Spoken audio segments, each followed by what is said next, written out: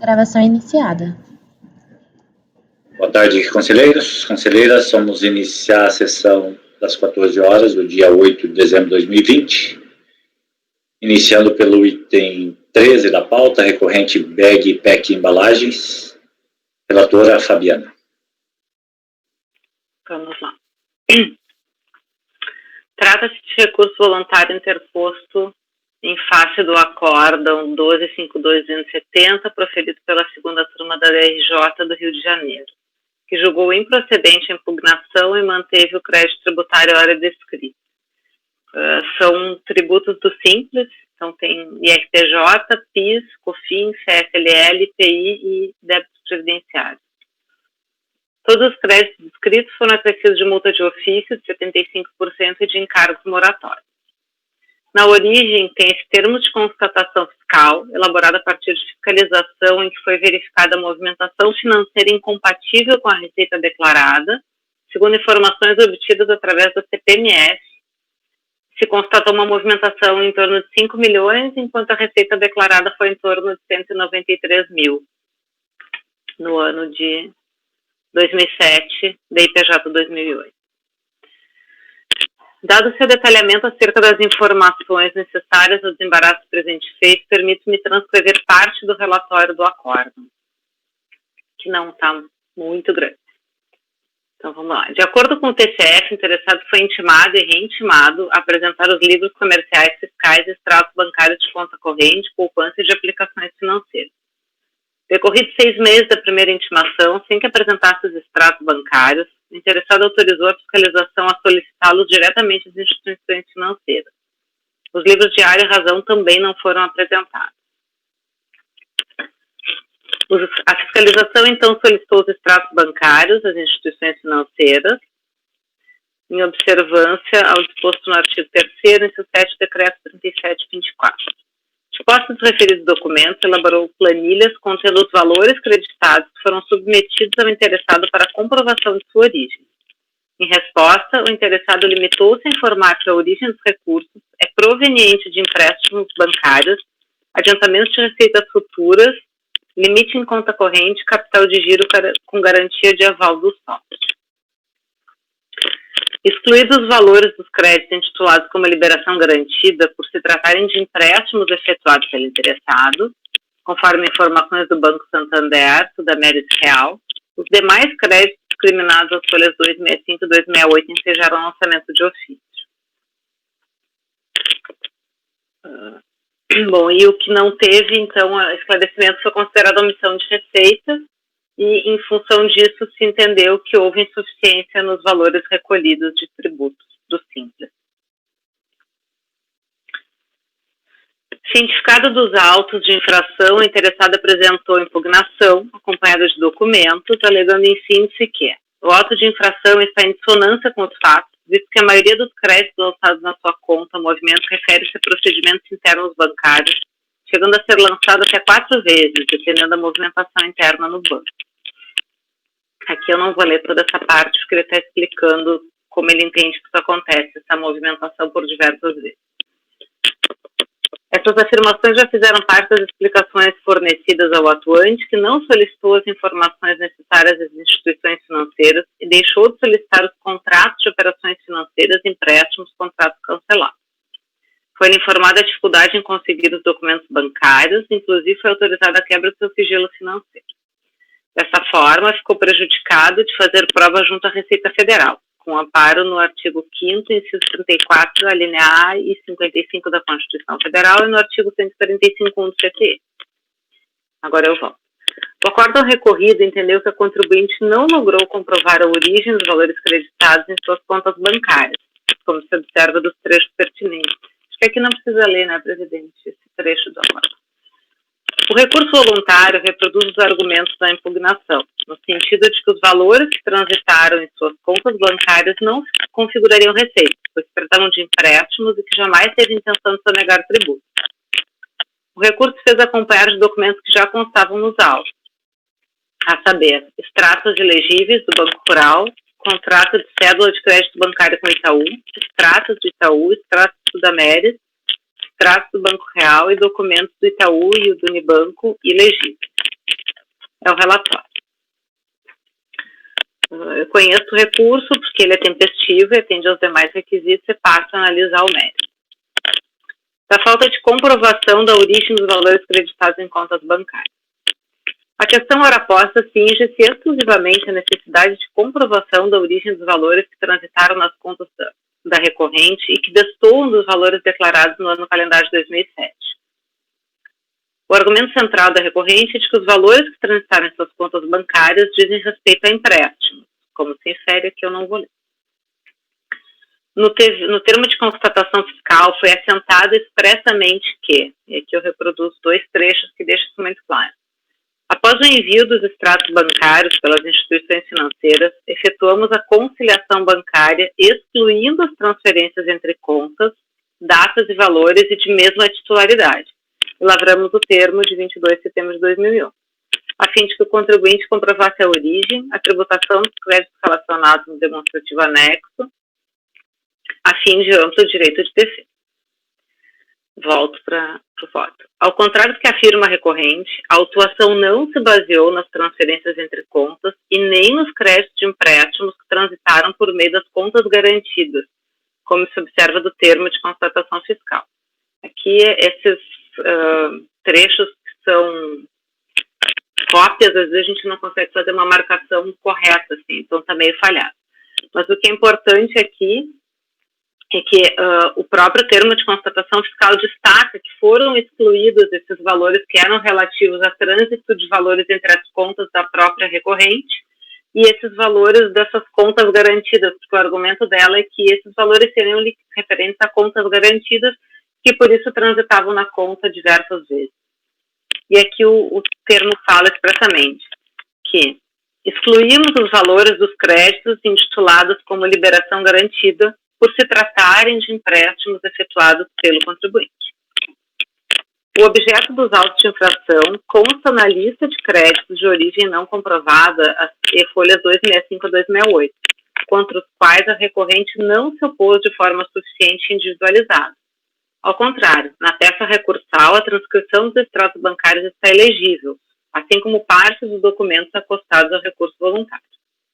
Ao longo da instrução processual, a recorrente foi intimada e reintimada diversas vezes, e aqui eu cito as folhas onde isso aconteceu, sendo que na última foi intimada expressamente a se manifestar e apresentar documentação que comprovasse a origem dos recursos indicados nos documentos obtidos junto aos bancos, como se vê.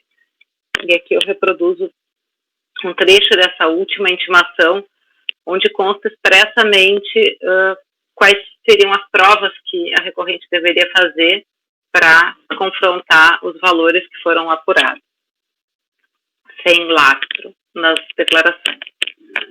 A recorrente, contudo, limitou-se à apresentação dos livros de registro de entradas, saídas, de apuração do ICMS e contrato social e alterações.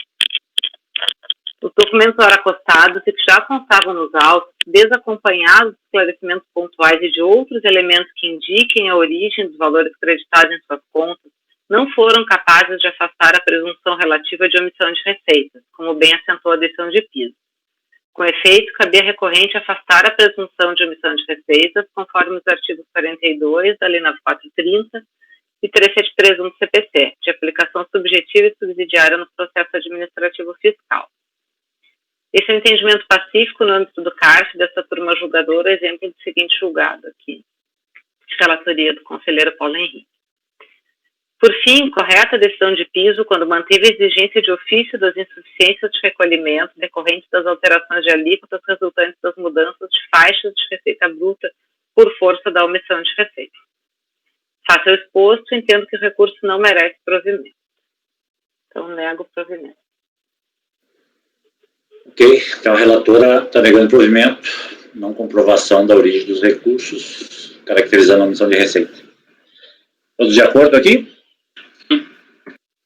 Então, por unanimidade de votos, negado provimento ao recurso voluntário do item 13 da pauta nos termos de relatório e voto da relatora.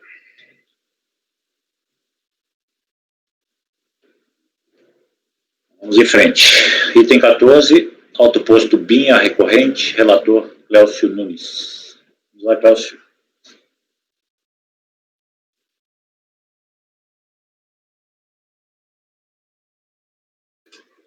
Só um segundinho. Todos. Bem, aqui trata-se de recurso voluntário interposto contra a decisão da DRJ, que julgou improcedente a impugnação apresentada pela contribuinte contra auto de infração, que constitui o crédito tributário de RPJ, PIS/COFINS, CSL, em imposição de multa de 75%. Em síntese, consta do auto de infração que a recorrente praticou omissão de receita referente à prestação de serviços dos 4 trimestres do ano calendário de 2004. Restou, igualmente apurada, a omissão de receita referente à venda de mercadorias em razão de divergências de valores entre a GIA de ICMS e a DIPJ, resultando em uma diferença maior de 14.897, não oferecida à tributação federal. Essa omissão de faturamento não compõe a base de cálculo das contribuições PIS, PASEP e COFINS, devido ao decorrer da revenda de combustíveis, gasolina automotiva, óleo diesel, biodiesel, álcool hidratado, parafins carburante e gás liquefeito de petróleo. Esses combustíveis têm as referidas contribuições recolhidas pela modalidade monofásica em etapa anterior da fase final de comercialização no varejo. Portanto, a omissão de receita repercute apenas no IRPJ e na CSLL, e não gera reflexos de PIS, PASEP e de COFINS. Além das omissões de receita, o auto de infração apurou também está redundante aqui, apurou que a empresa apresentou durante os 4 trimestres referido no calendário a DCTF e a DACOM zeradas. Assim, foi lançado de ofício o montante de RPJ e reflexos de PIS, COFINS e CSL, bem como multa de ofício de 75% e juros moratórios atualizados pela taxa Selic.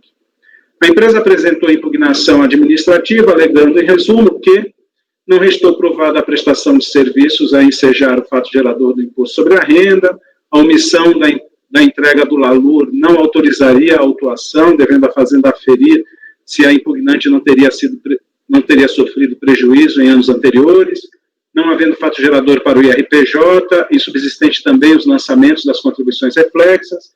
Alternativamente, requereu a compensação de alegados prejuízos fiscais de anos anteriores com as receitas omitidas, o que, segundo alega, é perfeitamente legal. A verificação dos mencionados prejuízos poderia ser efetivada por meio de perícia. Para tanto, transcreve decisões do antigo Conselho de Contribuintes e de tribunais judiciais, as quais apoiariam sua tese. Refuta a aplicação da multa de ofício, sustentando que não existiu conduta fraudulenta que a justificasse, como também contesta a incidência de juros moratórios desde a ocorrência do fato gerador, razão pela qual postula sua total exclusão ou a incidência somente após a ciência do auto de infração pela impugnante. Por todo exposto, requer a nulidade do auto de infração ou, alternativamente, a compensação dos alegados prejuízos com o crédito tributário constituído com o auto de infração. Pede também a realização de perícia contábil para a demonstração dos prejuízos e junta documentos. Em sua decisão, a DRJ sustentou que a autuação da receita decorrente da prestação de serviços se deveu à divergência entre o valor constante da DIPJ, que era superior ao valor declarado na DCTF. Em relação à receita com a venda de mercadorias, esclareceu a DRJ que tal foi apurada a partir dos valores informados na DIPJ e as apurações feitas com base na GIA e ICMS dos períodos auditados.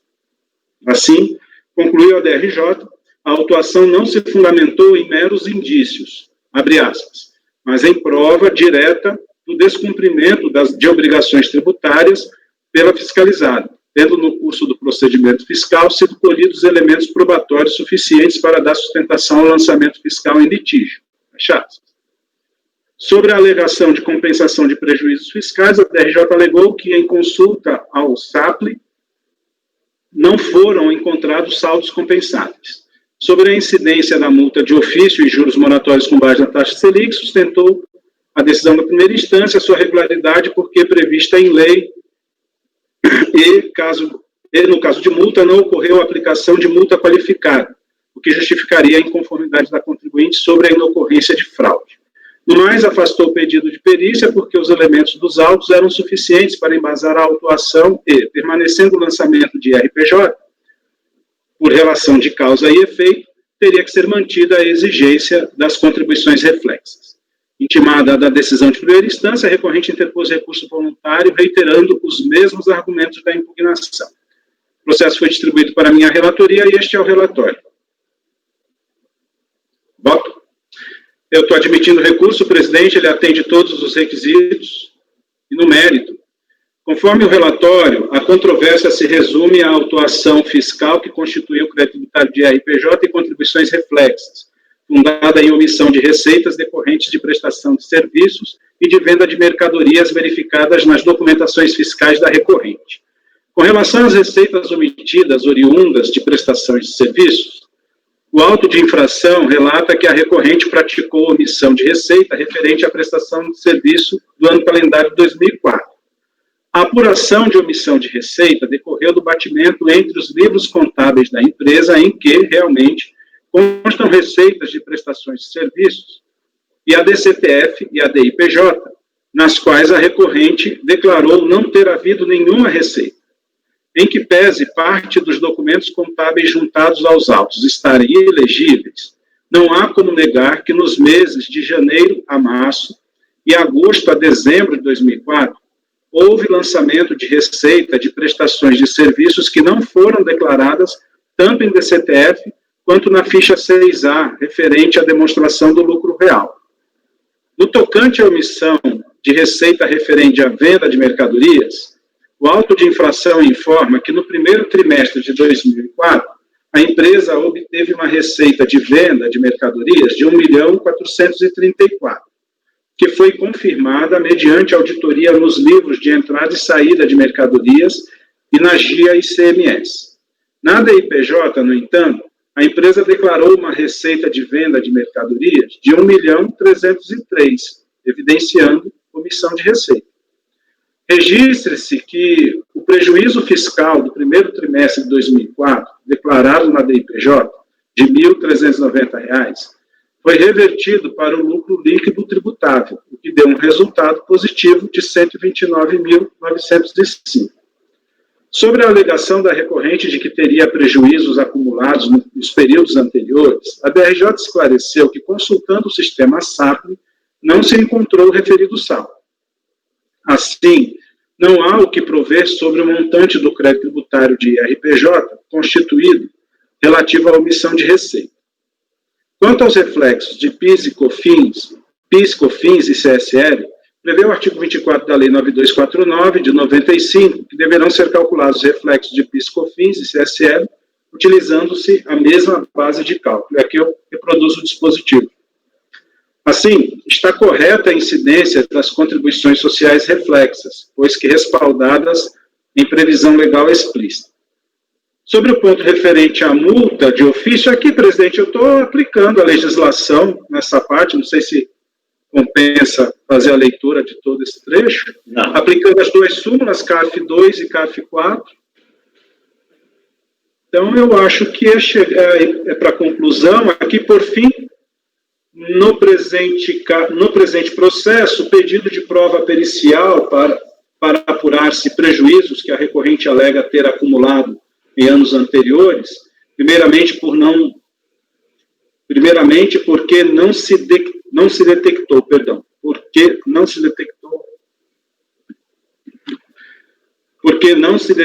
tal circunstância no sistema SAP. Em segundo lugar, caberia à recorrente demonstrar minimamente com a sua escrituração contábil a ocorrência do prejuízo. Caso houvesse dúvida a ser dirimida pela DRJ ou por este colegiado, o pedido seria analisado com fundamento nas provas já trazidas aos autos. Mas não foi o caso. O eventual prejuízo compensável, com o crédito tributário ora constituído, não passou de simples alegação. Então, diante do exposto, voto por negar provimento. Perfeito. Então, aqui o relator nega provimento, ausência completa de provas em sentido contrário da autuação. Né? Todos de acordo? Então, por unanimidade de votos, negado provimento ao recurso voluntário interposto no item 14.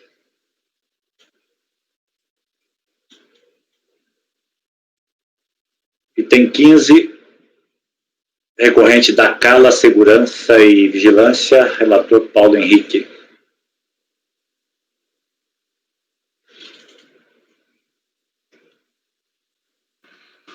Aqui também recurso voluntário.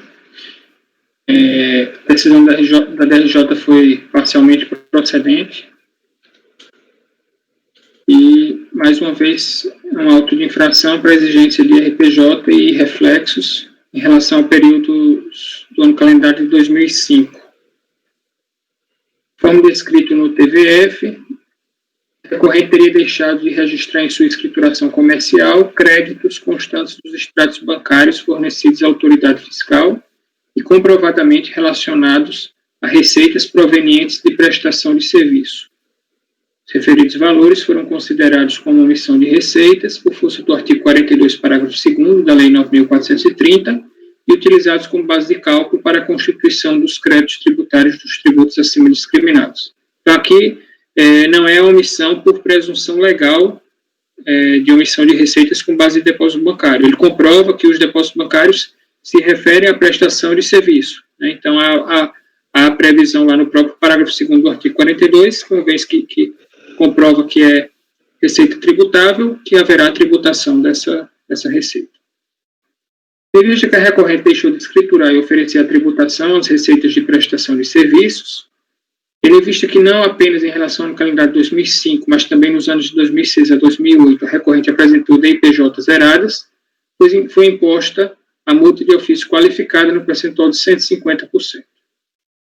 Certificado do lançamento, a recorrente apresentou a impugnação de folhas na qual sustenta, preliminarmente, a decadência do direito de se constituir os créditos tributários relativos aos períodos de janeiro a agosto de 2005, ante o decurso do prazo de 5 anos contados desde os fatos geradores, na forma do artigo 150, parágrafo 4º do CTN, uma vez que não teria havido a comprovação de dolo ou fraude, teria sido efetuado o pagamento antecipado dos tributos.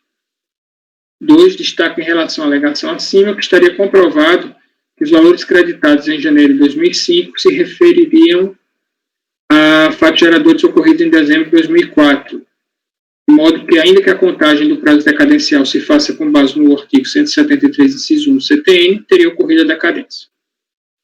3. Em relação ao mérito, que teria sido desrespeitado o conceito de receita/faturamento, na medida em que as exigências foram formalizadas com base em meros ingressos contábeis, sem que estes se destinassem à incorporação ao seu patrimônio. Que administraria recursos, efetuava pagamentos e demais obrigações de diversas empresas que constituiriam um grupo econômico de fato. Que não teria existido a busca pela verdade material, de modo que violados diversos princípios regentes dos atos da administração pública, eficiência, finalidade, motivação e boa-fé. Que parte dos valores creditados em suas contas bancárias constituiriam receitas da pessoa jurídica Cala Serviços Gerais Limitados, integrante do mesmo grupo econômico, tendo apenas transitado pelas referidas contas. E parte dos tributos exigidos no lançamento efetuado foram devidamente recolhidos pela citada pessoa jurídica, de modo que a exigência configuraria bis in idem. Teria havido afirmação genérica pela autoridade fiscal de a ausência de comprovação da origem dos recursos, o que implicaria violação contraditória ao devido processo legal, implicando a nulidade dos autos de infração. No mesmo sentido, não haveria qualquer conexão lógica entre a capitulação descrita como sendo a conduta praticada, passível da penalidade, e a tipificação da conduta proibida prevista na norma, consistindo em vício de motivação. Em relação a princípios constitucionais tributários, estrita legalidade e capacidade contributiva, não teria havido excesso na quantificação de matéria tributável, pois que não teriam sido considerados os débitos lançados nos seus livros fiscais, a inaplicabilidade da multa agravada, rébitos qualificada, por ausência da comprovação de intuito de fraude e dolo específico, bem como pela inconstitucionalidade por violação à vedação ao confisco.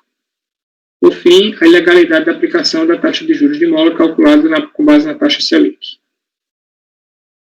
A decisão de primeira instância afastou-se inicialmente a possibilidade do julgador administrativo analisar argumentos de ilegalidade ou inconstitucionalidade de dispositivos legais vigentes. Contou-se ainda que algumas alegações de nulidade da recorrente eram efetivamente argumentos de mérito. Julgadores rejeitaram as preliminares de nulidade do lançamento por cerceamento do direito de defesa, já que haveria conexão lógica entre a capitulação legal e a conduta imputada, qual teria sido bem descrita pela autoridade fiscal.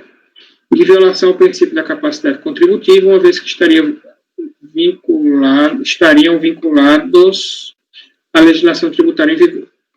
Não foi acatada ainda a alegação de decadência, posto que não haveria evidência de pagamento antecipado e a conduta de apresentar reiteradamente as DIPJ zeradas revelaria a intenção de fraudar o fisco, de modo que a contagem do prazo decadencial se daria com base no artigo 173, inciso 1 do CTN. Passar ao mérito da autuação, esclarece-se na decisão que, abre aspas, o que se discute nesse processo é a origem, a contabilização e a tributação dos depósitos bancários, e não o seu destino. Assim, não é relevante a alegação da recorrente de que não houve oferimento de receita, mas apenas administrava os recursos, efetuava os pagamentos e cumpria demais obrigações de outras pessoas, de outras empresas do grupo econômico de fato. Seria improcedente ainda a alegação de bis in idem, pois tal conceito envolveria os mesmos sujeitos ativo e passivo e o mesmo fato gerador. No caso, não haveria evidências de que a Dacala Serviços Gerais Limitada teria recolhido os tributos incidentes sobre os depósitos recebidos pela autuada, e as retenções tributárias descritas em notas fiscais não teriam sido objeto da autuação, a qual teria incidido sobre as importâncias líquidas recebidas. A decisão considerou-se bem caracterizado o dolo específico, de modo que manteve a aplicação da multa qualificada, e deixou-se de examinar as alegações acerca da inconstitucionalidade da referida multa e da ilegalidade da aplicação dos juros de mora à taxa Selic pelas razões já apontadas. Por fim, a partir da análise dos elementos de prova juntada aos autos, foram reduzidos os valores tributáveis considerados na autuação e recalculadas as compensações de prejuízo fiscal e base de cálculo negativa da CSLL em respeito ao limite de 30% do lucro. Só recebeu, então, a seguinte emenda. Após a ciência, foi apresentado recurso voluntário, no qual, em essência, repete-se o teor da impugnação, com a supressão da alegação de violação ao princípio da capacidade contributiva e com o acréscimo da alegação de suposta violação ao princípio da verdade material perpetrada na decisão recorrida ao relatório. Milhares de alegações. Desse lado do recurso, estou tomando conhecimento, ele preenche todos os requisitos da admissibilidade e é tempestivo. Preliminar de nulidade do lançamento. A recorrente apresenta ao longo do seu recurso diversas alegações de nulidade dos autos de infração tratados no presente processo, com base em supostas violações a princípios constitucionais e princípios regentes do processo administrativo tributário. De uma parte, sustenta que a autoridade fiscal não teria pautado a sua autuação pela busca da verdade material, de modo que, por conseguinte, teria violado os princípios da eficiência, finalidade, motivação e boa-fé. Afirma que apresentou toda a documentação fiscal necessária para se verificar a origem e destinação das importâncias contabilizadas e efetivamente recebidas pela recorrente. Entretanto, a agente fiscal ignorou referida documentação, lavrando o presente auto de infração sem qualquer embasamento fático ou legal.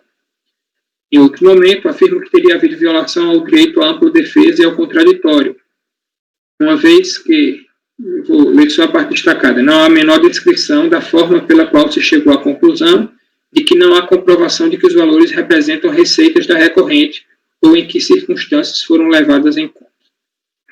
Adiante, afirma, não há qualquer conexão lógica entre a capitulação descrita como sendo a conduta praticada, passível à penalidade, o fato que efetivamente teria sido praticado, e a tipificação da conduta proibida prevista na norma. Isto porque noticia-se que a recorrente omitiu receita tributável, sem relatar qualquer descrição ou esclarecimento de como isso teria ocorrido e por quê.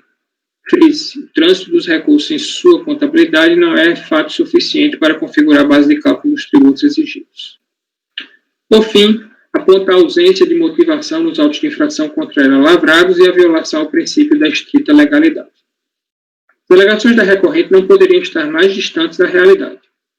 O exame dos autos revela que a autoridade fiscal responsável pelo lançamento atuou diligentemente e dentro das balizas previstas pela legislação, no sentido da apuração das bases de cálculo dos tributos constituídos pelo lançamento. Em observância ao disposto no artigo 42 da Lei 9.430, houve a intimação da recorrente para a comprovação da origem de diversos créditos bancários efetuados em suas contas bancárias.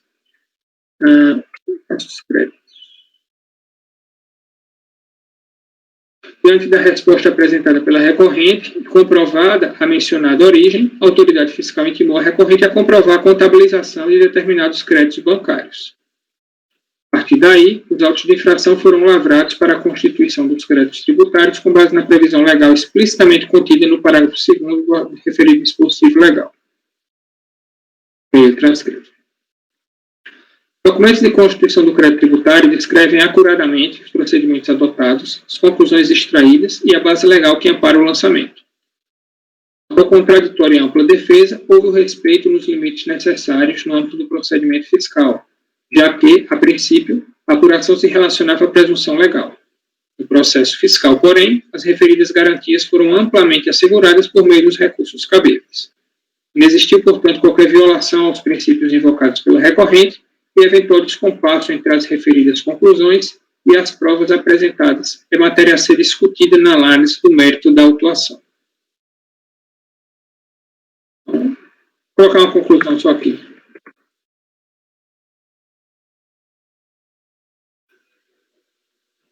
Pode seguir aí. Só colocar uma conclusão rejeitando. Rejeito, portanto, a preliminar nulidade. Qualificação da multa e da decadência. Recorrente suscita, desde a impugnação, a decadência do direito de a Fazenda constituir os créditos tributários em relação aos períodos de janeiro a agosto de 2005, uma vez que somente fora cientificada em 29 de julho de 2010, quando já teria transcorrido o prazo decadencial de 5 anos, contados desde os fatos geradores, na forma do artigo 150, parágrafo 4º do CTM.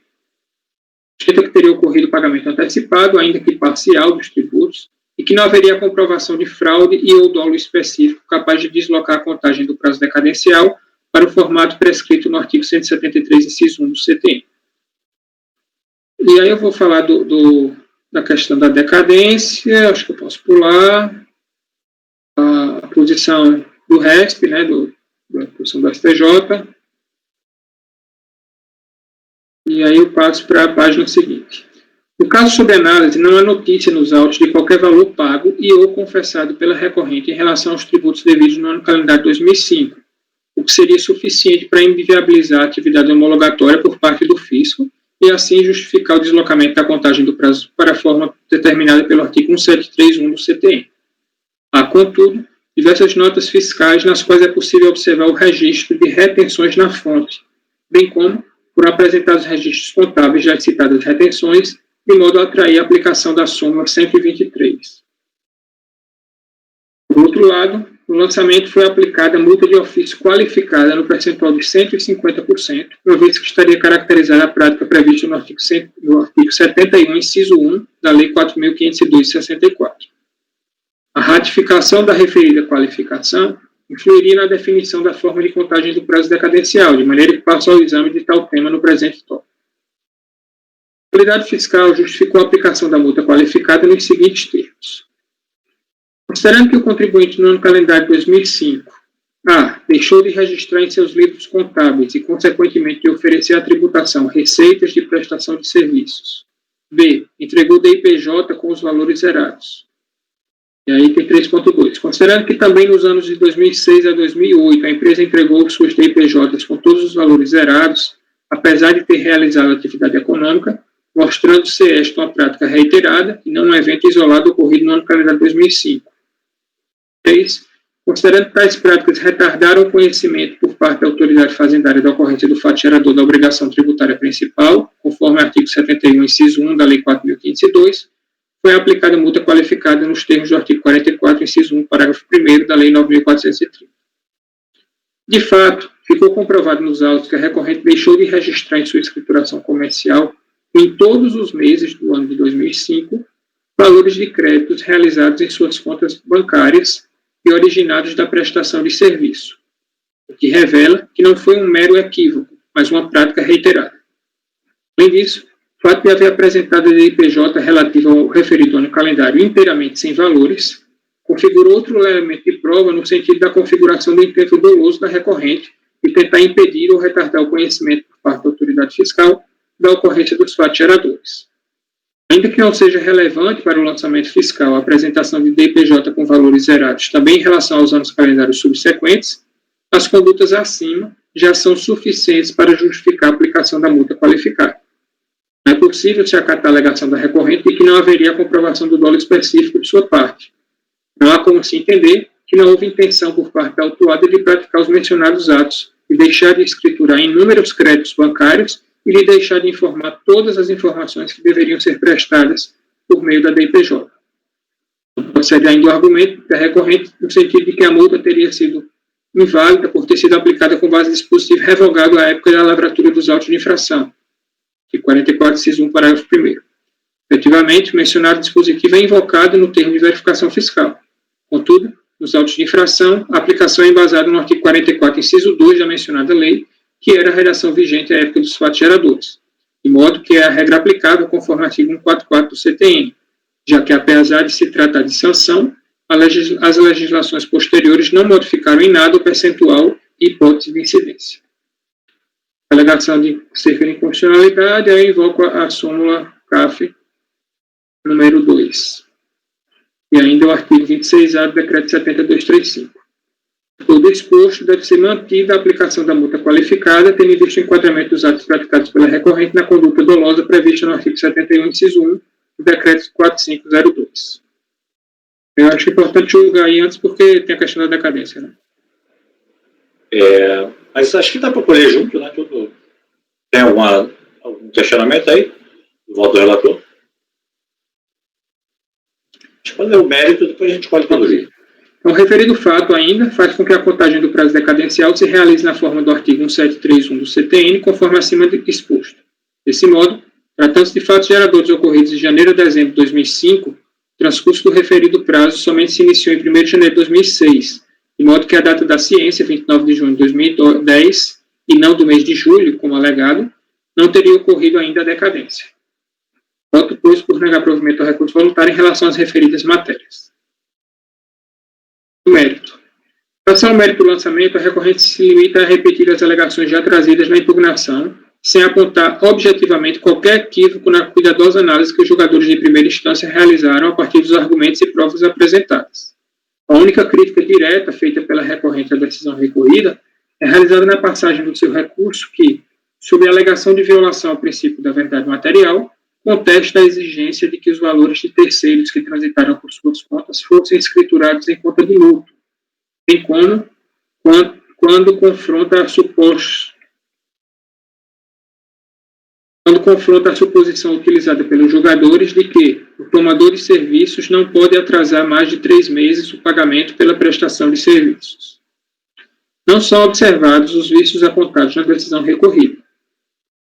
Em linha com a verdade material e com o princípio contábil da entidade, o que apontam os julgadores é que, se a recorrente alega que parte dos recursos creditados em suas contas bancárias se referem a serviços prestados por outra pessoa jurídica do seu grupo econômico, a sua obrigação com a referida pessoa jurídica necessariamente deveria ser registrada contabilmente, exemplificativamente como operação de mútuo, uma vez que se os recursos não se prestam à contraprestação de obrigação com a recorrente, é disso efetivamente que se trata. No instante do acórdão, veda-se a possibilidade do referido trânsito de recursos, frequente entre empresas integrantes do mesmo grupo econômico. Apenas exige-se que as operações sejam evidenciadas na escrituração comercial. Por outra parte, a leitura atenta da decisão recorrida não possibilitou a este relator localizar a referência à suposição apontada pela recorrente. O mérito do cotejo entre as provas realizadas na decisão recorrida, não vislumbram que nem a recorrente aponta, repita-se, qualquer mácula. Já foi considerada na referida apuração a alegação da recorrente de que parte das receitas se relaciona com serviços prestados pela pessoa jurídica da CALA, Serviços Gerais Limitados. Quanto à suposta existência de pagamento / retenção de tributos incidentes sobre as receitas da citada pessoa jurídica, a decisão recorrida aponta a inexistência de provas e a recorrente não as apresenta no seu recurso. Planilhas integrantes da decisão recorrida apontam as razões pelas quais cada uma das receitas correspondentes aos créditos bancários foi considerada não escriturada, sem que a recorrente apresente concretamente qualquer elemento de prova capaz de contrapô-las. Devem ser mantidas integralmente, portanto, as conclusões do referido exame. Com juros de mora taxa Selic, a súmula CAF 4, tudo exposto pode por rejeitar as preliminares de nulidade, por não acolher a prejudicial de decadência e, no mérito, por negar provimento ao recurso voluntário. Ok, então, várias matérias suscitadas, as preliminares de nulidade inicialmente, a decadência vinculada à aplicação da multa de ofício, que o relator rejeitou, e no mérito, negando provimento ao recurso. Alguma divergência? Então, por unanimidade de votos, o colegiado rejeita as preliminares de nulidade e decadência, e no mérito, nega provimento ao recurso no item 15.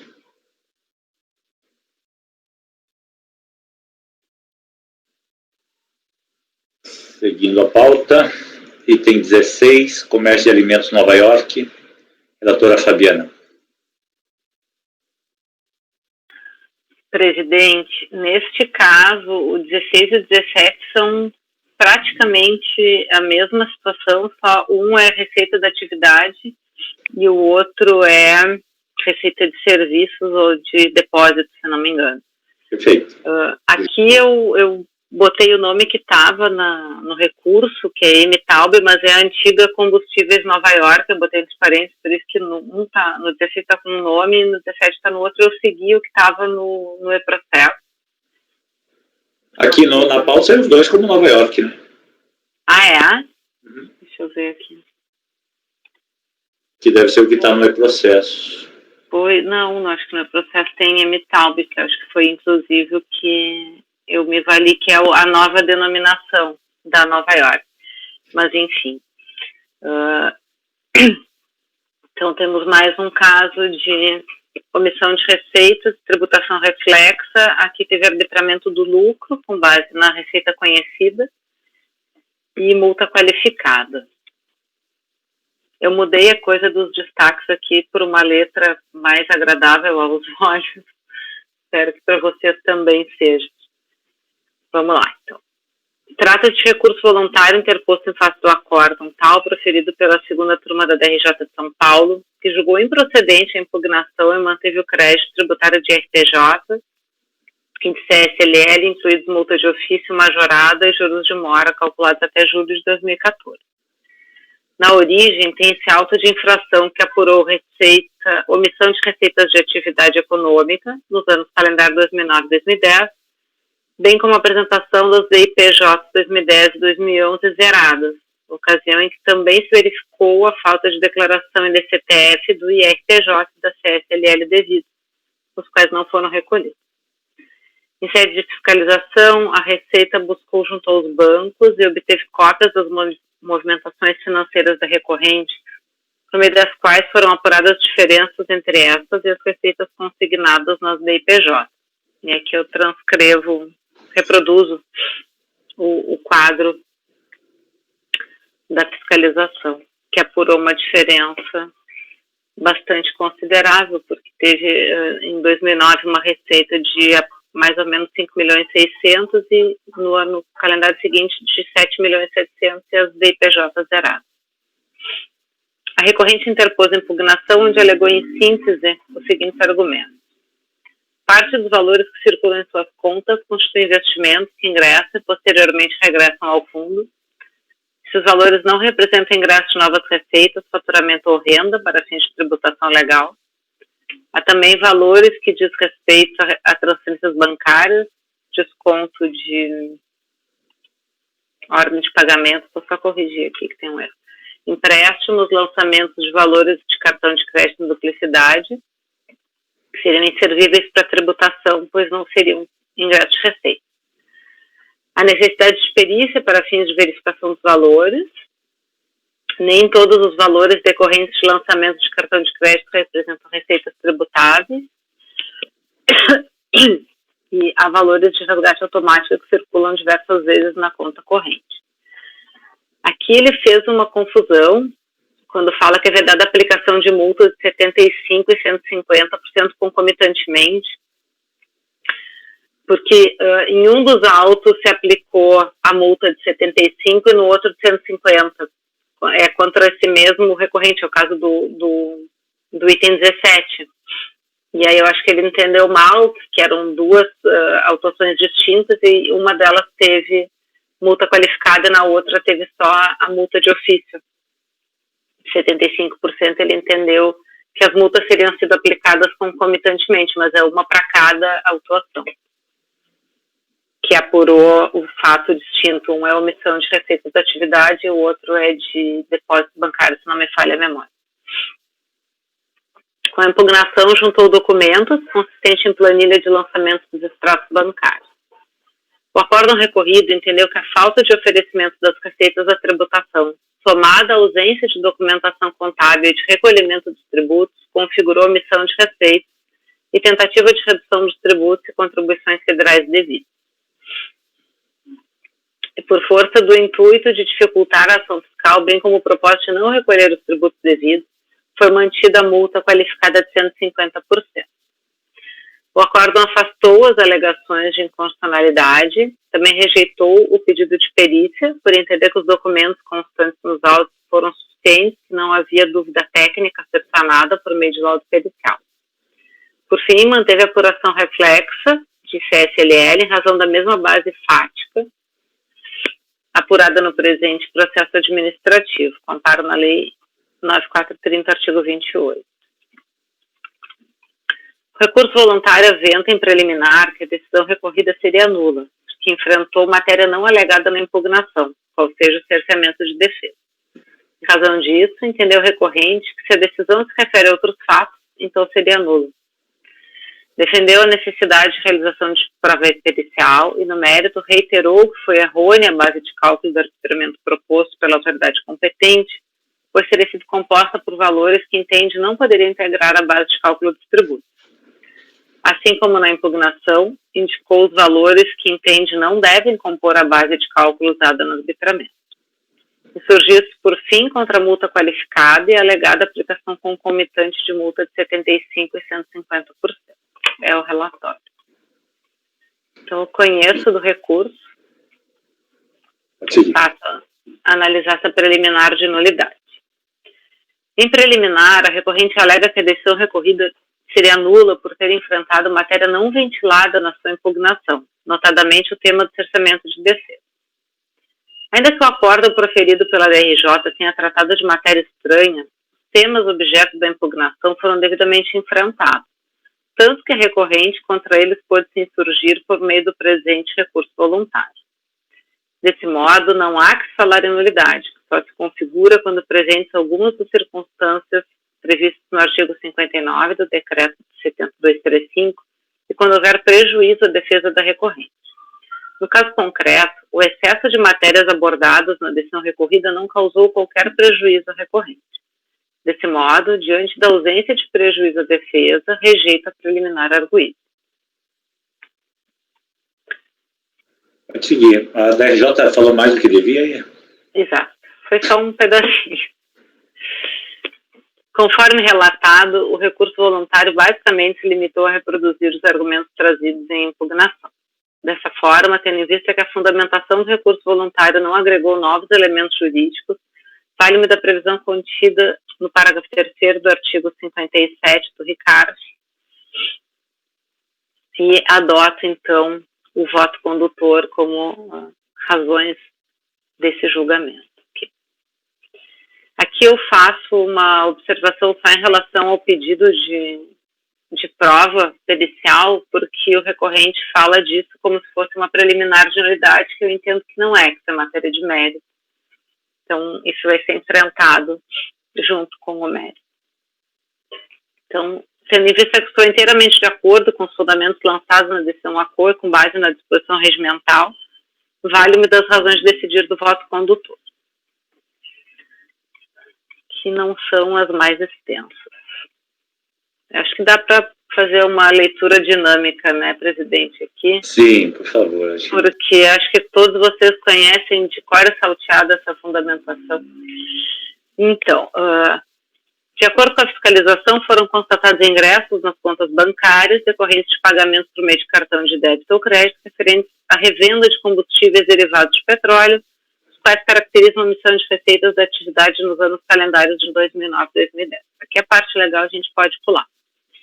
De acordo com fiscalização escoou o prazo para que o fiscalizado disponibilizasse documentos a fim de esclarecer a natureza e origem dos valores creditados em suas contas bancárias, sem que nada, aqui está escrito foi, mas seria fosse, apresentado. Tampouco foram disponibilizados quaisquer livros contábeis abrangendo os anos calendários 2009 e 2010. A autoridade concluiu que os depósitos efetuados constituem receitas decorrentes de vendas efetivamente realizadas. Conforme a discriminação contida no demonstrativo da omissão de receitas,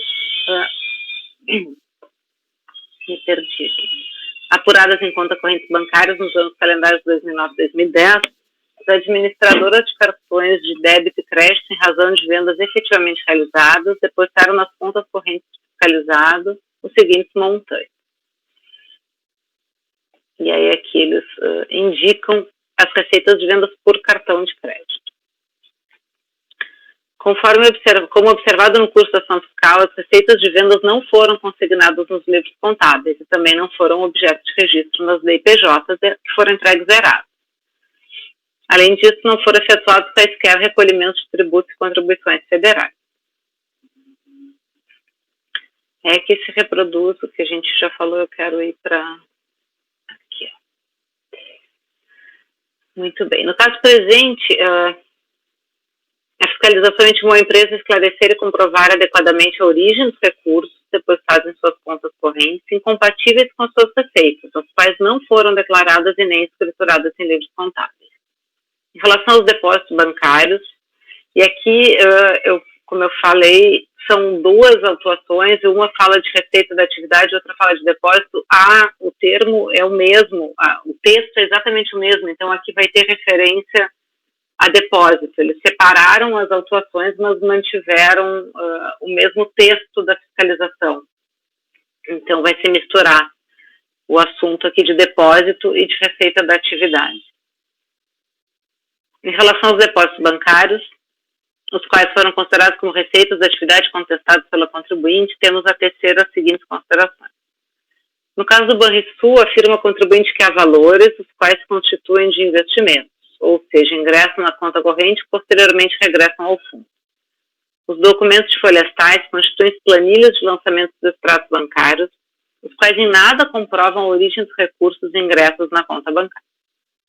Quanto ao argumento de que há valores constatados em outras contas, em que há registro de numerários constituídos de transferências bancárias, desconto de ordem de pagamento, empréstimos, lançamentos de valores de cartão de crédito em duplicidade, não merece reparo, pois nada foi apresentado para comprovar os fatos alegados. O documento de folhas 671 a 696, o qual se refere a um termo de autorização de quitação de dívidas de um contrato de cédula de crédito bancário firmado com o Unibanco, não estabelece correspondência entre valores e datas nele constantes com os depósitos bancários de origem não comprovada apurada pela autoridade fiscal. No que se refere aos valores decorrentes de lançamento de cartão de crédito, não foi apresentada nenhuma documentação a qual comprovasse a origem dos depósitos como contratos, notas fiscais e a escrita fiscal. Dessa forma, constata-se a omissão de receitas pela não comprovação da origem dos recursos, conforme exposto. Bom, aí tem a questão da multa qualificada. E aqui a justificativa, vou pular para a próxima página. No presente caso, a multa qualificada foi aplicada por ter sido constatada pela fiscalização, além da falta de recolhimento do IRPJ e da CSLL, a incidência das hipóteses previstas na Lei 4502 de 64, sendo o montante da penalidade aplicada sobre o valor apurado dos tributos, nos termos do artigo 44, inciso 1, parágrafo 1º da Lei 9430. Dessa maneira, constatada a subsunção ao texto legal, em razão do inadimplemento da obrigação em seus respectivos vencimentos, correta a exigência acrescida devido à multa de ofício qualificado. Então, aqui eles entenderam que seria o caso de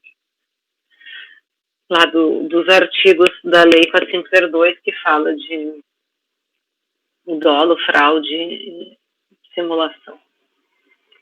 Quanto ao pedido de perícia, verifica se constar nos autos elementos para a formulação da lei de convicção do julgador. Frisa-se que só se realiza a perícia quando a autoridade julgadora entendê-la necessária, ou seja, na carência de informações adicionais a serem fornecidas por especialistas em determinada área de conhecimento, capazes de dirimir alguma dúvida de caráter técnico, impossível de se formular com o seu juízo. Não é o que ocorre no presente caso, quando indeferido o seu pedido.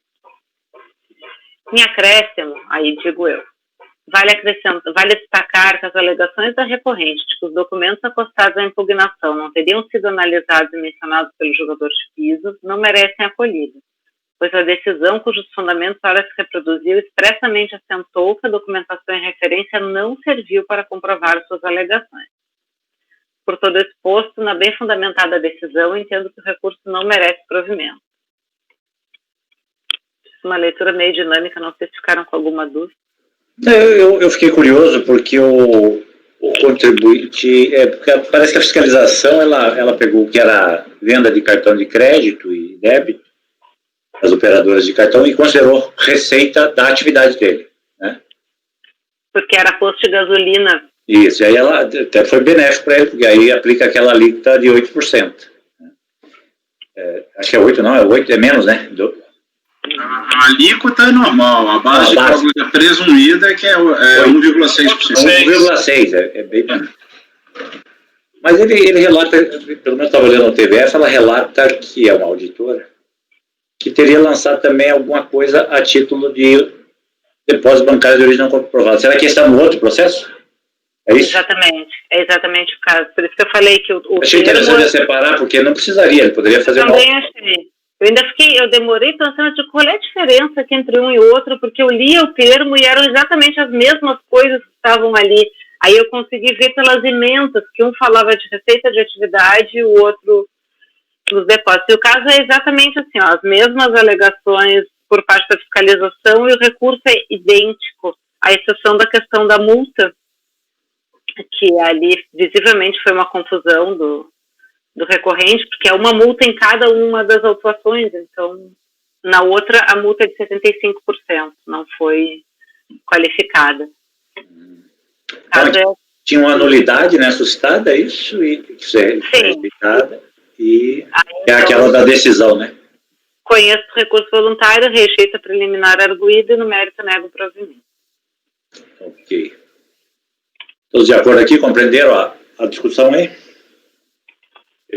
Fabiana, eu estava olhando ali o recurso, apesar do próprio contribuinte se chamar com esse nome, Amitalb, se você olhar o contrato social anexado no recurso, ele altera a denominação para comércio combustível Nova York e no e-processo já consta esse nome. Então vou alterar. Altere aí para não ter problema. A última denominação de 2014, antes do recurso, é comércio de alimentos Nova York. De alimentos? É alimentos que está, acho que, se não me engano, aqui. Eu me lembro que eu até olhei, eu consultei o CNPJ direitinho para ver o que dizia no site da Receita. No próprio contrato social, é comércio de alimentos Nova York Limitado. Pelo menos é a alteração que ele junta, inclusive, junto com o recurso. A consolidação contratual, e é o que está no e-processo. Então, eu usaria esse nome. Tá bem, vou botar então, comércio. Vou botar o que está aqui na pauta, né? Que O primeiro caso também tem alegação de nulidade. O segundo caso também tem alegação de nulidade? Deixa eu abrir aqui. Bem, vamos botar primeiro esse. Todos de acordo aqui com essa decisão da relatora? Então, por unanimidade de votos, rejeitada a preliminar de nulidade, no mérito negado provimento ao recurso.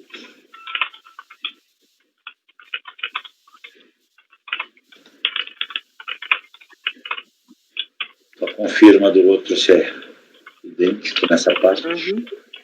Pelo que eu me recordo, é tudo idêntico. No outro é depósitos bancários, omissão de receitas, tributação reflexa, tudo igual. Tem a mesma preliminar de nulidade, é tudo exatamente igual. A única coisa diferente é que aqui a multa foi de 75%. Essa é rigorosamente as mesmas alegações. Ok. Então, vou consignar aqui a segunda parte, né, do mesmo relatório fiscal, que é a parte do depósito bancário. Exato. Todos de acordo, né? Então, itens 16 e 17, unanimidade de votos, rejeitada a preliminar nulidade, no mérito negado provimento ao recurso, nos termos do relatório e voto da relatora. Tudo bem aí? Vamos em frente? Item 18, recorrente Elizabeth Maria, relator Cléucio. Bem, presidente, esse caso aqui é um processo extenso, com muitos detalhes, só o relatório tem 10 laudas. Eu proporia o seguinte, se todos estiverem de acordo, se o presidente autorizar, claro, vou fazer um resumo oral aqui do caso, e no voto, eu inevitavelmente vou ter que recorrer aos elementos de fato que estão no relatório. Eu acho que assim agiliza mais o julgamento. Pode ser? Perfeito. Então, tá. Aqui, em linhas gerais, presidente, o assunto é o seguinte, essa senhora Elizabeth, ela era proprietária de um salão de beleza, e a partir da declaração de rendimentos dela enquanto pessoa física, a fiscalização, eu não sei se por meio de malha fina, algum outro procedimento fiscal, detectou que no livro caixa da empresa havia uma movimentação atípica, porque havia pagamentos de despesas muito elevados. E aí ela foi intimada para esclarecer essa movimentação no livro caixa, e ela então esclarece que ela era, e né, proprietária na época era, né, proprietária de um salão de belezas, e o que acontecia? Ela pagava 50% da receita do salão para os profissionais que trabalhavam no salão, e os outros 50% da receita ficavam com ela. A fiscalização entendeu que, nesse caso, ela teria que ter uma pessoa jurídica aberta e, portanto, contabilizar receitas e despesas como qualquer outra empresa na modalidade de empresa individual. E aí ela chega a esclarecer que ela teve empresa no passado, mas ela fez um planejamento tributário e entendeu que seria mais viável ela atuar da forma como ela vinha atuando, quer dizer, como proprietária do salão e pagando os profissionais que trabalhavam nessa modalidade, 50% da receita. A fiscalização, então, checou nos sistemas e verificou que, de fato, ela tinha um CNPJ inativo, e aí ela foi intimada para dar operacionalidade a esse CNPJ, ela se recusou, então a autoridade tributária, de ofício, reativou o CNPJ dela. Então, com essa reativação, ela passou a ser intimada agora como pessoa jurídica. Então, agora começa atrai a nossa competência agora aqui da nossa turma e da nossa sessão.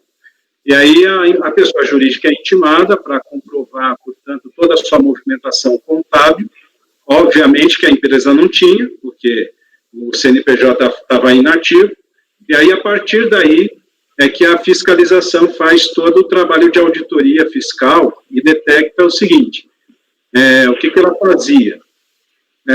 Ela recebia a receita da prestação de serviços do salão e ela pagava, portanto, 50% dessa receita para os profissionais e ficava com 50%. Mas o que ela fez na declaração dela, pessoa física? Esses 50% que ela ficava, ela descontou 50% de despesa, de modo que ela não tinha base tributável, não tinha imposto de renda a pagar. O imposto de renda que ela tinha era de outras fontes, mas não exatamente essa do salão. Então, com base nisso, a fiscalização, essa receita de 50% ele multiplica por 2 para poder chegar na base real da prestação de serviço e faz o cálculo dos tributos a partir dessa reconstituição. Então, em linhas gerais, presidente, é esse o caso. No voto, eu retorno a esses elementos de fato e, se tiver alguma dúvida, a gente vai esclarecendo conforme o voto for se desenvolvendo. Não sei se todos captaram aí o resumo do problema. Bem, eu captei. Alguma dúvida aí para o relator ou podemos ir ao voto? Podemos ir ao voto, então. Então, vamos ao voto. O relatório é bem extenso, porque realmente o processo tinha muitos detalhes e um processo bem trabalhoso. Bom, eu estou admitindo o recurso porque ele preenche todos os requisitos. E ela levanta aqui uma preliminar, aqui é bem simples. No recurso, a recorrente levanta a preliminar de nulidade do auto de infração, pois, conforme alega, o auto de infração teria partido de premissa fática equivocada para equiparar a atividade da pessoa física à pessoa jurídica. Além disso, teria a fiscalização incorrido em erro, pois utilizou receitas a maior, entre aspas, aplicação de percentual indevido de presunção do lucro e desconsideração de deduções cabíveis, portanto, um bis in idem. Conclui alegando que não há lançamento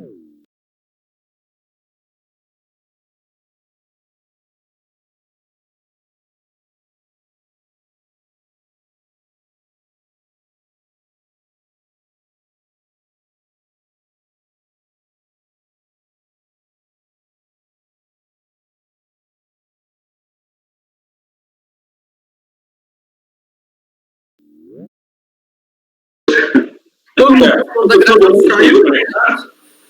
Tem que esperar um pouquinho aí, presidente, para ver se a turma está gravando. A gravação permanece. Está sem som, presidente. Presidente, está sem som. Amanda, só para certificar se a gravação foi mantida com esse pico aí que todo mundo caiu. Sim, a gravação foi mantida. Ainda está gravando. Então, botou todo mundo, né? Então podemos seguir, Cláudio.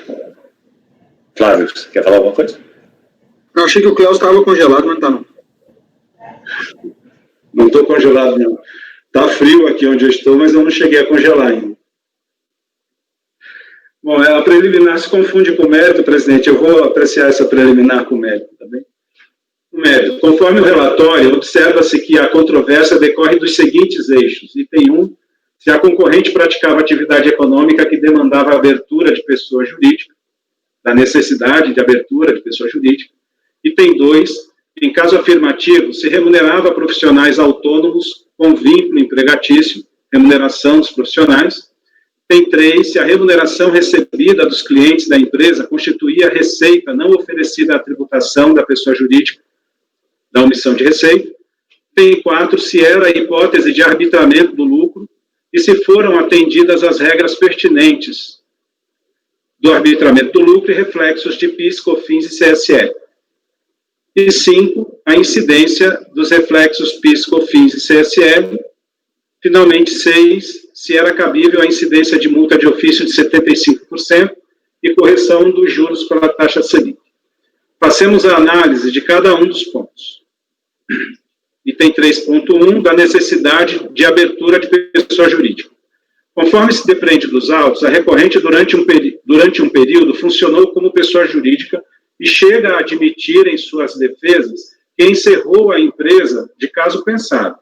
Segundo alega, o encerramento da pessoa jurídica se deveu a um planejamento tributário em que a pessoa física responsável pelo negócio fez contratos de locação de espaço de cadeira de salão de beleza, de modo que os contratados, cabeleireiros, manicures, etc., trabalhariam como autônomos, pagando uma parte das despesas à proprietária do salão.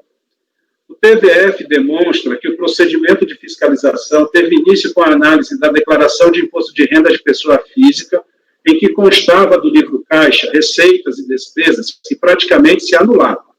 Intimada para esclarecer, a contribuinte explicou que se tratava de pagamento de despesa a terceiros. Verificou-se também que tais pagamentos se referiam à remuneração de prestadores de serviços de salão de beleza, mantido pela pessoa física interessada. A autoridade tributária entendeu ser necessária a abertura de pessoa jurídica para o caso, porque ficou evidenciado que a pessoa física recebia receitas dos clientes do salão de beleza e depois repassava 50% desse valor para os profissionais contratados. Nesse caso, ficou constatado, a toda evidência, tratar-se de atividade econômica de prestação de serviços com venda de mercadorias com finalidade lucrativa. Isso porque os clientes que contratavam o salão tinham o interesse de receber serviços de salão de beleza com a aplicação de cosméticos. Assim, era dever da pessoa física abrir a pessoa jurídica e cadastrar-se, conforme o caso, como empresa individual, na forma da Lei 4506 de 64, e aqui eu reproduzo o dispositivo da lei. O artigo 150 do RIS de 99 prevê dispositivo semelhante que regulamenta o dispositivo legal transcrito com a seguinte disposição, e aqui o regulamento praticamente repete a lei. Acho que é importante destacar, presidente, esse item 2 aqui do artigo 150 do RIS, porque aqui, né, são empresas individuais. Aí item 2, as pessoas físicas que, em nome individual, explorem habitual e profissionalmente qualquer atividade econômica de natureza civil ou comercial com fim especulativo de lucro, mediante venda a terceiros de bens ou serviços. Para ser dispensada da abertura de pessoa jurídica, a pessoa física deveria atuar como autônoma na forma do Decreto 5844 de 64. O RIS de 1999 deixa evidente os casos em que a atividade da pessoa física poderá ser realizada sem necessidade de abertura de pessoa jurídica. E aqui vem o parágrafo 2º do artigo 150 do RIS, que diz o seguinte: o disposto no inciso 2 é exatamente aquele que autoriza a atividade por meio, né, de pessoas físicas atuarem em nome individual. Então, o disposto no inciso 2, do parágrafo anterior, não se aplica às pessoas físicas que individualmente exerçam as profissões ou explorem as atividades de 1. Médico, engenheiro, advogado, dentista, veterinário, professor, economista, contador, jornalista, pintor, escritor, escultor e de outras que lhe possam ser assemelhadas. E a contribuinte pega esse dispositivo para dizer assim, olha, a atividade de salão de beleza se encaixa nessa atividade aqui, ó, de outras que lhes possam ser assemelhadas. Então, por isso ela entendia que não precisava abrir a pessoa jurídica. E aí ela atuaria autonomamente. Bom, agora volto eu ao voto. A recorrente sustenta que não estaria obrigada à abertura de pessoa jurídica, pois se encaixaria na previsão do inciso 1 do parágrafo 1º do artigo 150 do RIS de 99, transcrito acima. À época da autuação, no ano calendário de 2009, não havia ainda a regulamentação da profissão de cabeleireiro, barbeiro, esteticista, manicure, pedicure, depilador e maquiador. Com essa regulamentação, disciplinou-se juridicamente o regime de contratação dos profissionais dessa área, por meio de parceria com locação de bens e utensílios, Lei 12.592 de 2012, com alterações pela Lei 13.352 de 2016. Assim, na ocasião dos fatos apurados, aos salões de beleza não era permitido o modelo de contratação entabulado pela recorrente, o que poderia eximi-la da obrigação de abertura de empresa individual. Por outro lado, as empresas individuais, como deveria ser o caso da recorrente, eram obrigadas a cumprir obrigações acessórias em matéria tributária, entre as quais a abertura de pessoa jurídica, mediante inscrição no CNPJ, e escrituração contábil, conforme se verifica do disposto no artigo 9º do Decreto-Lei 1381 de 74, regulamentado pelo artigo 160 do RIS, que eu reproduzo aqui, que trata da exigência do cadastro no CNPJ. Como se vê, à época dos fatos, a empresa não poderia se eximir da obrigação de constituir pessoa jurídica e manter a escrituração contábil. Considerando que a contribuinte se omitiu sobre essa obrigação legal, cabia à autoridade tributária proceder à inscrição da empresa de ofício, para que as obrigações tributárias pudessem ser apuradas com base na atividade da pessoa jurídica. Nesse sentido, dispõe o artigo 19 da IN 748 de 2007, que autoriza a fiscalização a inscrever o contribuinte no CNPJ de ofício, né? No caso dos autos, a autoridade competente intimou a contribuinte para proceder à ativação do CNPJ que estava inativo em seu nome. Ocorre que a interessada insistiu no argumento da não obrigatoriedade da inscrição, o que ensejou a reativação do CNPJ de ofício, com fundamento no artigo 53 da IN. Esse é o artigo, né, que trata da inscrição de ofício, o artigo 53 da IN. Aquele anterior só fala da obrigatoriedade da existência do CNPJ para a pessoa jurídica. Assim, entendo não existir qualquer ilegalidade no procedimento fiscal sobre este ponto, sendo necessária a abertura de pessoa jurídica com manutenção de escrituração contábil, guarda de documentos comprobatórios e cadastramento no CNPJ por parte da autuada. Por essa razão, a fiscalização ativou o CNPJ baixado em nome da responsável e procedeu à apuração das obrigações tributárias principal e acessória em nome da pessoa jurídica, o que, inclusive, atrai a competência da primeira sessão de julgamento do CARF. Posso prosseguir, presidente? Vai item por item ou vamos... Deixa eu só constar até aqui, tudo bem? Alguma discordância? Então, vamos lá. Tem 3.2, remuneração dos profissionais. O segundo ponto a ser analisado diz respeito à forma como os profissionais, cabeleireiros, manicures, etc., eram remunerados pela pessoa interessada. Ficou provado, por meio dos recibos de pagamentos anexos, que os profissionais eram pagos mediante o repasse de 50% da receita da prestação de serviço. Isso significa que a autuada recebia a totalidade dos valores pagos pelos clientes do salão e os administrava mediante o pagamento de metade do valor aos profissionais que atendiam diretamente a clientela. Esses pagamentos eram regularmente realizados por semana e, às vezes, mensalmente. Em que pese a assinatura de contratos de parceria ou de locação de espaço com fornecimento de materiais, a forma como os pagamentos eram feitos indica que os profissionais contratados não possuíam gerenciamento sobre o momento em que os valores eram recebidos. Isso indica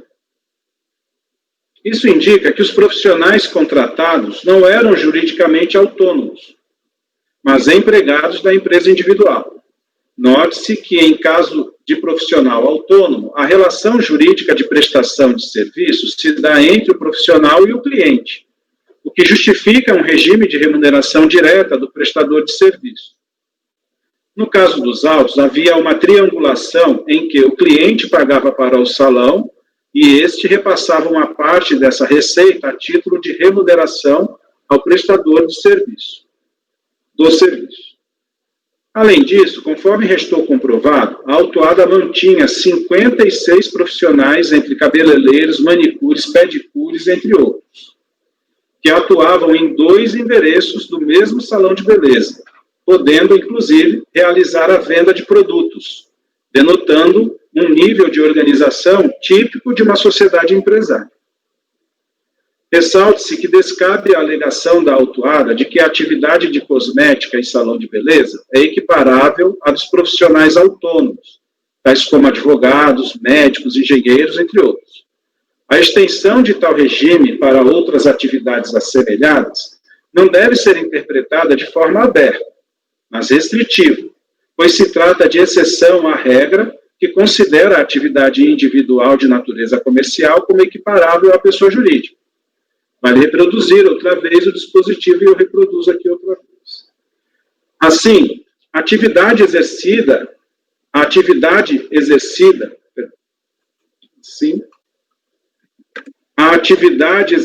pela pessoa física deverá ocorrer de forma individualizada.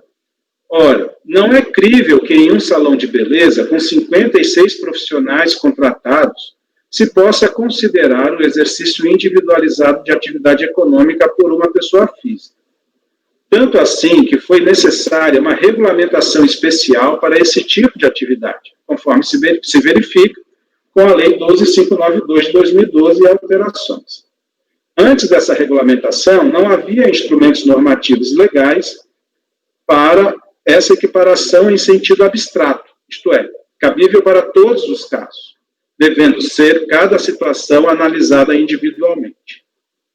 No caso da autuada, o fato de gerir a remuneração dos profissionais mediante pagamentos por semana, possuir 2 unidades nas quais os prestadores de serviços eram distribuídos por sua orientação, o número expressivo de cabeleireiros, manicures e outros, 56, a venda de cosméticos estocados e vendidos pela autuada, conformam um estado de coisas que caracteriza a existência de uma empresa de fato, que mantinha funcionários com vínculo empregatício.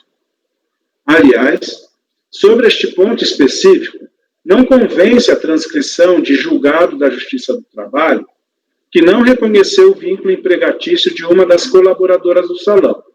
Primeiramente, registre-se que a decisão não possui abrangência coletiva, de modo a produzir efeitos sobre todos, todas e todos os contratados pelo salão.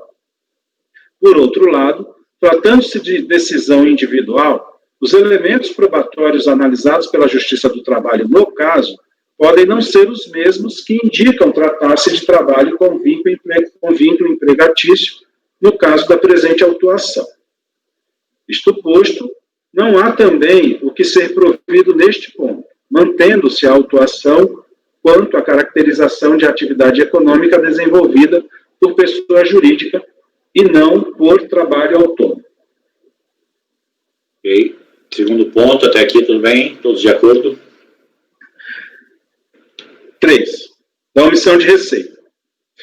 O eixo a ser analisado consiste na constatação do TVF de que a autuada teria omitido receita da pessoa jurídica, na medida em que, não mantendo a escrituração contábil e deixando de cumprir obrigações fiscais da pessoa jurídica, ofereceu parte da receita obtida a esse título na pessoa física da proprietária do salão.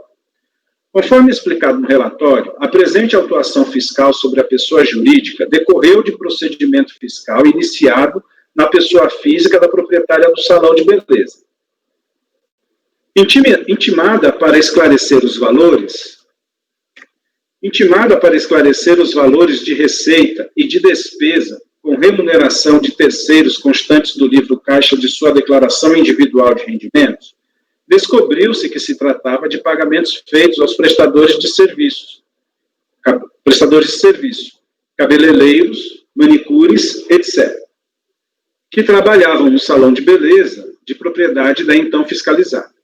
A fiscalização desconsiderou o planejamento tributário levado a efeito pela autuada, porque ficou comprovado que se tratava de atividade empresária com finalidade lucrativa, não equiparável ao trabalho autônomo na forma do artigo 150 do RIR de 99. Dessa forma, cumpria a empresa estar cadastrada no CNPJ e proceder à escrituração contábil de suas receitas e despesas, na forma exigida para as pessoas jurídicas, RIR 99, artigo 160. A autuada alegou que, por entender-se equiparada à atividade autônoma de serviço individual, estava dispensada dessas obrigações tributárias acessórias. Daí porque informava as receitas e despesas oriundas do salão de beleza em livro caixa, integrante de declaração individual de rendimentos da proprietária do salão. Sucede que as receitas em questão eram pagas pelos clientes do salão pelos serviços prestados pela pessoa jurídica de fato, por meio dos trabalhadores que atuavam na empresa. Com a descaracterização do planejamento tributário, tornou-se necessário apurar e transferir as receitas auferidas pela pessoa jurídica que foram transportadas para a pessoa física de sua proprietária. Foi o que ocorreu. A autoridade tributária apurou, com base no livro caixa e nos recibos anexos aos autos, o montante de receita declarada pela pessoa física e os respectivos repasses aos prestadores de serviços. O fato de não haver contabilização das receitas auferidas pela pessoa jurídica, fato este não contestado pela recorrente, demonstra omissão de receita pela empresa autuada. É verdade que a recorrente alega que, em razão da suposta equiparação a profissional autônomo, não estaria obrigada a manter a escrituração contábil tal qual as demais pessoas jurídicas. Isso, entretanto, não prevalece porque, conforme demonstrado no item anterior, a atividade da autuada, por suas características fáticas, estava subordinada ao regime tributário e fiscal típico das pessoas jurídicas. Com efeito, era sua obrigação manter a escrituração contábil consoante o disposto no artigo 160 do RIR de 99. A pessoa jurídica obteve receita de seus clientes mediante o pagamento dos serviços prestados pelo salão e tais valores não foram contabilizados quando deveriam ter sido e, além disso, foram transpostos para a declaração de rendimentos da pessoa física, proprietária do salão. Daí porque fica caracterizada a omissão de receita na pessoa jurídica, em que pese o oferecimento de tal receita à tributação na pessoa física. Ok, todos de acordo aqui? Aqui. Item 4, 3.4. Do arbitramento do lucro e reflexos de PIS, COFINS e CSE. A recorrente alega que o lucro eventualmente auferido pela pessoa jurídica não deveria ter sido arbitrado por um erro de premissa, ou seja, a atividade da contribuinte, por estar supostamente equiparada de profissional autônomo, estaria desobrigada de manter escriturações contábeis na forma do artigo 160 do RIR de 99. Sem essa obrigação, não se configura a hipótese de arbitramento do lucro previsto no artigo 530 do referido regulamento. Consoante se demonstrou nas sessões anteriores, a atividade da recorrente estava, sim, enquadrada como venda de terceiros de prestação de serviços de estética pessoal, salão de beleza, não equiparável a serviço profissional autônomo. Dessa forma, deveria manter a escrituração contábil como qualquer outra empresa individual. Omitindo-se do cumprimento dessa obrigação tributária, uma das consequências é a hipótese de arbitramento do lucro, pelo simples fato de que não há escrituração e comprovações contábeis do lucro real da empresa. Nesse sentido, o artigo 530 do regulamento. Eu transcrevo aqui o artigo 530. Conforme se observa, na medida em que restou demonstrado que a empresa não era equiparável à atividade de profissional autônomo, segue-se que deveria manter a escrituração contábil de acordo com o que prevê o dispositivo transcrito. Note-se que, em tese, a empresa poderia optar pelo regime do lucro arbitrado, não tendo feito essa opção pela óbvia razão que não se considerava obrigada a abrir pessoa jurídica. Com efeito, atuou corretamente a fiscalização ao enquadrar a hipótese dos autos no artigo 530 do RIR. Realmente, o lucro da recorrida teve que ser arbitrado pela autoridade tributária diante da falta de lançamentos contábeis da pessoa jurídica que pudessem determinar o lucro real.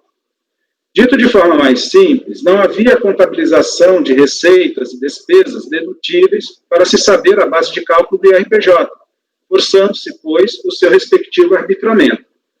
Tratando-se da hipótese de omissão de receita, segundo o artigo 24 da Lei 9249, o lucro será arbitrado com base na receita omitida.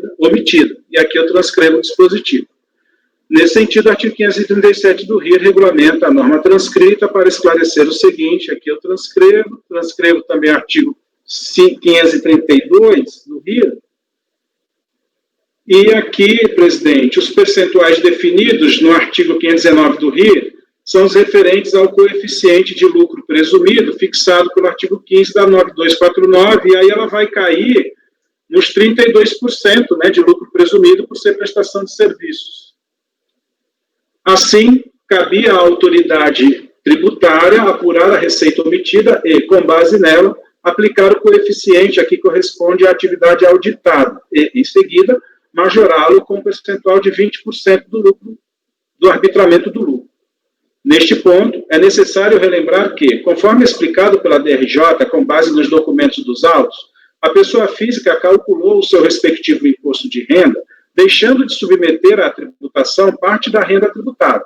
Isso porque, esse ponto é importante, isso porque do livro caixa constava tão somente o valor correspondente a 50% da receita oferida com a prestação dos serviços. Desse montante, a interessada descontava os 50% referente ao repasse dos prestadores de serviço, empatando, portanto, receita com despesa, não restando, na maioria dos casos, base de cálculo positiva para ser tributada. Tal procedimento já seria irregular, ainda que se tratasse de tributação sobre a pessoa física. Isso porque o correto seria oferecer a tributação os 50% da receita a que fazia jus a proprietária do salão ou os valores efetivamente auferidos. Daí porque, para determinar a receita omitida, a fiscalização somou todas as receitas contabilizadas como 50% das prestações de serviço, sem excluir o respectivo montante a título de pagamento de terceiros. Com base nesse resultado, aplicou-se coeficiente de 32% referente ao lucro presumido, acrescido de 20% de lucro arbitrado, resultando em 38,4%.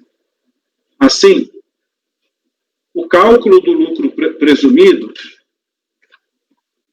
o cálculo do lucro arbitrado pela fiscalização está em perfeita consonância com perfeita consonância com o artigo 24 da Lei 9249 de 95 e com os dispositivos do regulamento de imposto de renda citados. Aí eu cito aqui os dispositivos, devidamente combinados. Na hipótese de arbitramento do lucro, prevê ainda o artigo 24 da Lei 9249 que deverão ser calculados os reflexos de PIS, COFINS e CSL utilizando-se a mesma base de cálculo. Aqui eu reproduzo o dispositivo. Assim, está correta a incidência das contribuições sociais reflexas, pois que respaldadas em previsão legal explícita. E, igualmente, neste ponto, não há nada a prover do recurso voluntário.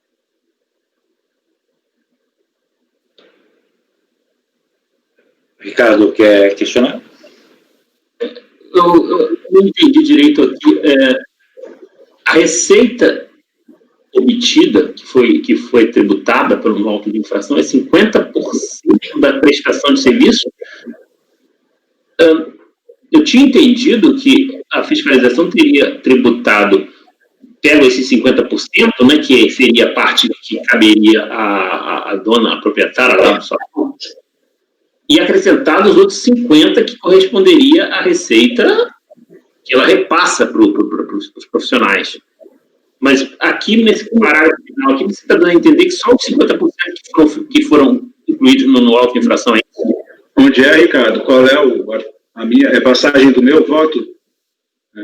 No final, para determinar a receita omitida, a fiscalização somou todas as receitas contabilizadas como 50% das prestações de serviço, sem excluir o respectivo montante a título de pagamento. Não, ela acrescenta, ela pega a receita total, né? E ela calcula os tributos em cima da receita total, não somente sobre... A receita total, ela considera os 50% que ficavam com a proprietária e o que a totalidade... Então, tá. 50% seria a despesa, né? Que ela paga para os profissionais.